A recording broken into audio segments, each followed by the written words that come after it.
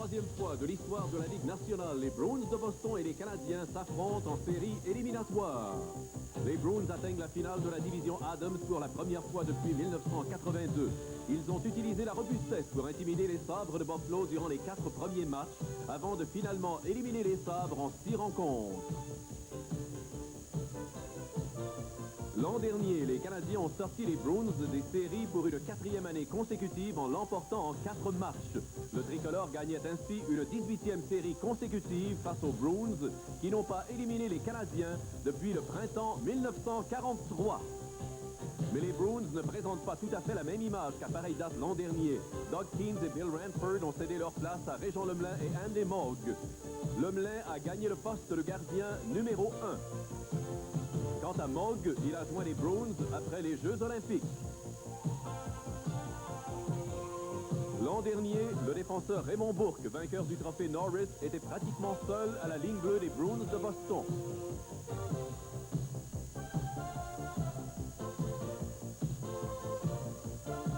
Cette saison, Bourque peut compter sur des appuis certains.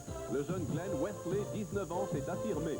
Quant à Gord Kluzak, il est revenu en pleine santé après une absence d'1 an. À l'offensive, les Bruins ont aussi ajouté une profondeur certaine avec l'arrivée des Olympiens Craig Janney et Bob Joyce. Janney n'est âgé que de 19 ans.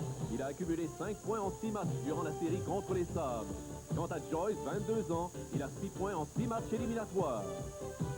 À l'offensive, les Bruins ont toujours le même noyau avec entre autres les vétérans Ken Lensman, Rick Middleton et surtout Cam Neely. Les Canadiens en ont arraché plus que prévu en demi-finale de la division Adams, ayant besoin de 6 matchs pour éliminer les Whalers de Hartford. Après avoir pris les devants 3-0, les Canadiens ont trébuché 2 fois. Patrick Roy a dû céder sa place au 5e match et Brian Hayward n'a accordé que 3 buts à ses 2 sorties. Stéphane Richer, avec 2 buts lors de la 6e rencontre, a propulsé les Canadiens en finale de division. Brian Hayward s'est aussi illustré et c'est lui qui sera devant le filet ce soir.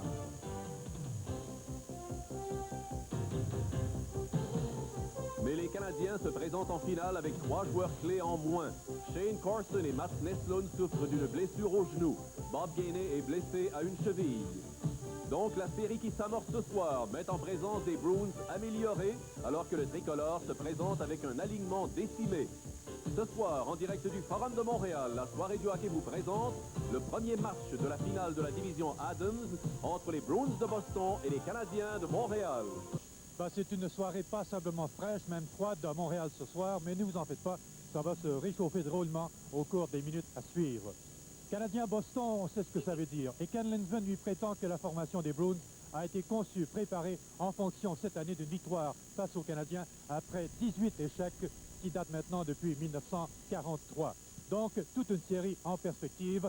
Allons retrouver maintenant Jean Pagé et Pierre Bouchard.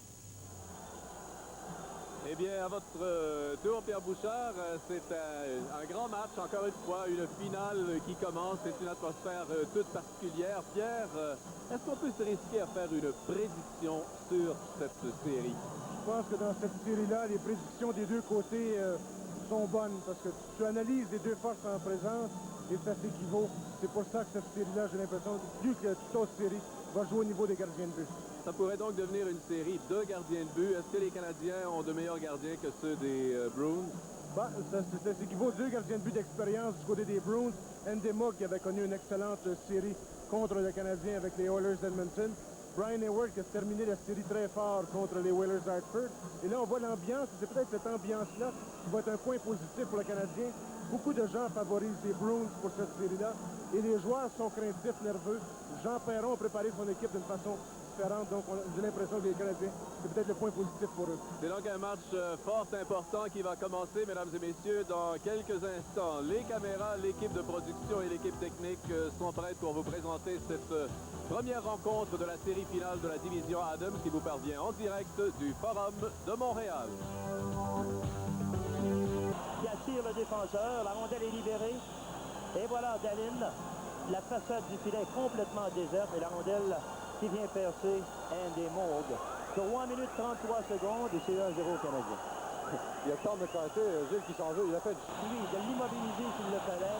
Alors il ne prend pas de chance avant de faire sa passe, il s'assure d'avoir la précision dans son jeu.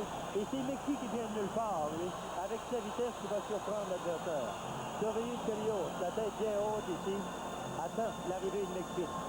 S'il n'a pas de passe ou pas de jeu pour McPhee, il garde le disque, Richard, à peine de le geler le long de la clôture, absorber l'échec.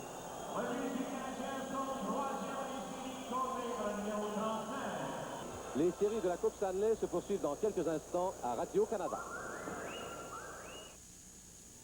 On se connaît depuis longtemps.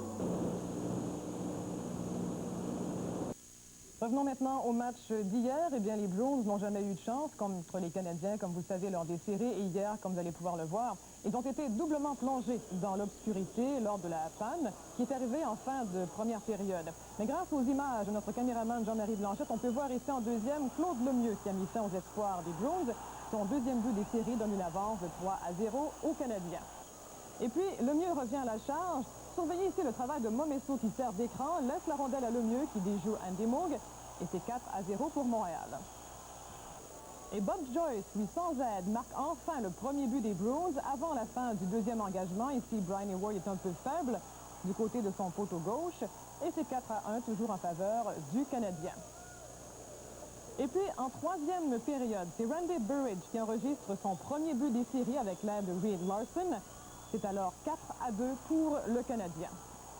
Et finalement, Stéphane Richer, lui, a brisé tous les espoirs des Bostonnais. Il déjoue très bien ici un joueur des Bruins. Il y va d'un bon lancer frappé, c'est son 7e but. Et il donne une avance de 3 buts aux Canadiens. Finalement, les Canadiens qui l'emportent 5-2. In this play with the Canadians shorthanded, Chris Chelios made a perfect pass to Mike McPhee, who made it 2-0 Montreal before the midway mark of the first period. And that play pretty much provided the Canadians with all the momentum they needed to beat the Bruins. We came out, we played 60 minutes of hockey. We had a couple of letdowns, but we played very aggressive. We didn't get caught up. We were really disciplined, and we got to be pretty happy about ourselves with that game. 2 more goals for the Canadians in the second period, both by Claude Lemieux, making it 4-0 Montreal. And pretty hot inside the Montreal Forum without air conditioning or refrigeration for the ice. It was warm, and also the ice was getting real soft at the end of the game, but it was a faster game, I guess, with no commercial and anything to slow down the game. So we just kept on playing, and we never lost our momentum. Former Canadian Olympic team member Bob Joyce ruined Brian Hayward's shutout bid late in the second period, but the Canadians went on to a 5-2 victory. Brian Skrudland set up Stéphane Richer with the final goal of the game, and that was lights out for the visiting Bruins. It's certainly not a classical Canadians-Bruins confrontation. I think you can expect something more vigorous the next time that they're here in a couple days. Yes, Game 1 was tame by Montreal-Boston standards. Only one fight all night.